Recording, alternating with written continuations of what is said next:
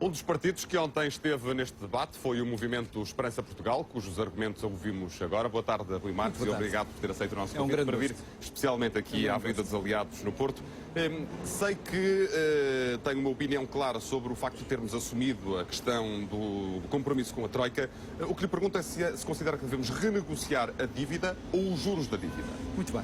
Primeiro, muito obrigado pelo convite, é um grande gosto estar aqui. Permita-me só uma nota, aliás o telejornal aqui assim o indica, de parabéns ao Porto, por ter sido um justo vencedor ontem, e também ao Braga, um justo vencido, um digno vencido.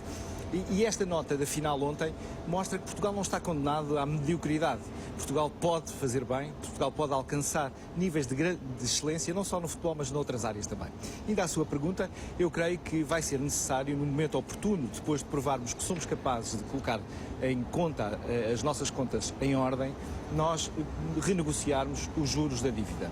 Sabemos que nos últimos meses, quando fomos aos mercados, os juros foram muito altos, foram muito acima do que é razoável, e creio que, de uma forma tranquila, sensata, com os nossos credores, deixe-me sublinhar essa ideia, é renegociar os juros e não a dívida. Não, essa é uma questão muito importante. Portugal, enquanto Estado, é um Estado soberano que honra os seus compromissos. Isso é uma questão que nunca pode estar em causa. Aquilo que são as dívidas de Portugal, Portugal paga e cumpre a sua dívida.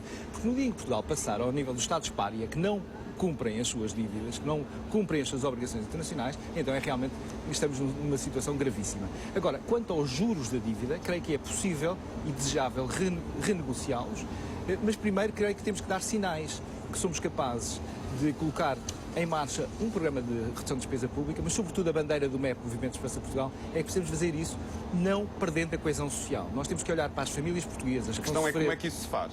Vamos a isso já, mas temos que olhar para as famílias portuguesas para que possam ser protegidas neste momento de grande impacto das medidas de austeridade e recessão, e isso faz-se, vamos a isso, por medidas de políticas públicas de apoio às famílias. O MEP apresenta um conjunto de 25 medidas que tocam várias áreas e particularmente aquelas que são as grandes preocupações das famílias nesta altura. O desemprego, que é crescente. Hoje as capas dos jornais estão cheias de números preocupantes, 12,4% de taxa de desemprego, mas também o endividamento. Uma em cada 7 famílias que têm dívidas ao banco já não consegue cumprir as suas dívidas. O apoio à infância, o apoio à terceira idade. Nós precisamos de cuidar das nossas famílias. Mas como, por exemplo, os bancos devem reestruturar as dívidas das famílias? Por exemplo, essa é uma das propostas... Isso não põe em causa, isso não pode colocar em causa de alguma maneira, ou não pode provocar o colapso do sistema financeiro? Vamos a essa medida exatamente, que é uma das medidas emblemáticas que o MEP propõe. O Estado português vai garantir, ou seja, nós todos, 10 milhões de portugueses, vamos garantir um empréstimo de 12 mil milhões de euros à banca neste pacote da Troika. Ou seja, vamos ficar responsáveis se a banca não pagar, por pagarmos nós. Ora, como contrapartida justa e legítima dessa garantia que 10 milhões de portugueses, o Estado português dá à banca, o que nós pedimos é que seja aceitável a renegociação, a reestruturação da dívida das famílias no que diz respeito ao prazo, poderem pagar, aquelas famílias que estão mais aflitas, poderem pagar num prazo superior, mantendo a taxa de juros ou mesmo reduzindo, porque sabe o que está a acontecer? Hoje, cada vez que uma família pede para reajustar a sua dívida, o banco aumenta o juro. Ora, isso não pode acontecer. Os bancos, e creio que vão ser sensíveis a este argumento, precisam dar uma contrapartida para a garantia que o Estado português lhes vai dar de 12 mil milhões de euros de empréstimo. Onde é que cortaria do lado da despesa? Em duas áreas de uma forma muito clara. Por um lado, nós propomos que seja cortado 50% no que diz respeito a eventos, publicidade, frota automóvel, despesas de representação. Isso geraria 250 milhões de euros de redução. Imagino que tenha feito as contas e que seja possível fazer esses cortes. Até creio que poderíamos ir mais longe. Nós não estamos a ser excessivamente ambiciosos a pensar em 50%.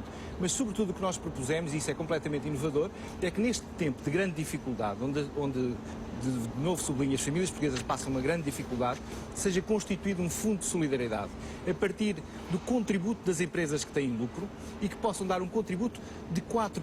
Isso quer dizer que, em vez de terem 75% para si do lucro que geraram, e o lucro é legítimo e isso não está em causa, mas possam, durante 3 anos, num período transitório, disponibilizar 4% desse lucro. Isso quer dizer 1.000 milhões de euros por ano para este fundo solidário, para esta medidas de apoio ao combate ao desemprego, ou o pré-escolar universal para todas as crianças aos 3 anos, ou a questão dos médicos de família para todas as famílias, para conseguirmos ter esse objetivo. Rui Marques, deixe-me colocar-lhe objetivamente esta questão. O Movimento Esperança Portugal está disponível para uma ampla solução de consenso que envolva todos os partidos? O Movimento de Esperança de Portugal é sempre um partido pela positiva, para construir soluções em cada momento, em cada contexto, com aquilo que são os dados do momento. Se o Movimento de Esperança de Portugal, como nós esperamos, vier a estar na Assembleia da República, será sempre a voz das famílias portuguesas na defesa destas preocupações, desemprego, endividamento, eu falava apoio à de uma infância, solução de base mais alargada ainda, não apenas de âmbito parlamentar, que envolva, por exemplo, o engenheiro José Sócrates. Nós temos muitas dúvidas. É que eu já ouvi dizer ou identificar José Sócrates como parte do problema e não parte da solução. Tenho a maior das dúvidas que o responsável político máximo que nos trouxe até aqui deva continuar. Aliás, discordo em absoluto que deva continuar. Acho, aliás, num outro contexto, num outro país, um responsável político que tivesse obtido estes resultados trágicos, levar um país à beira da bancarrota, não se recandidataria. Sairia de cena, assumindo que a avaliação do trabalho desempenhado é negativo. Mas esse é um pormenor da questão. O que é por maior e que é o que devemos ter atenção é que os portugueses, no dia 6 de junho, portugueses, neste caso. Mas falo no dia seguinte, refiro-me ao dia seguinte.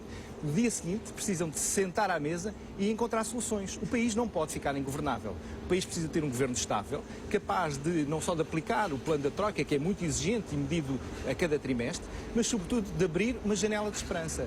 E para abrir essa janela de esperança, o Movimento de Esperança Portugal faz falta na Assembleia da República, porque mesmo sendo uma voz de um pequeno partido, será sempre uma voz da consciência. Leva-me à última questão. Uma voz da solidariedade. Qual é a sua meta? É eleger um deputado? A minha meta é poder, eu que há 25 anos presto serviço público em torno da solidariedade com um conjunto de colegas meus, em diferentes círculos, alguns de nós podemos ser a voz da consciência social do país em defesa das famílias. Mas consegue definir-me uma meta objetiva, uma meta eleitoral objetiva? A partir do primeiro deputado, o MEP passa a ter assento parlamentar, passa a ser essa voz. Se pudermos ir além, se tivermos mais do que um deputado, teremos o MEP, o Movimento de Esperança Portugal, como a voz das famílias portuguesas na Assembleia da República. Rui Marques, muito obrigado por ter vindo em direto um deste jornal feito a partir da Avenida dos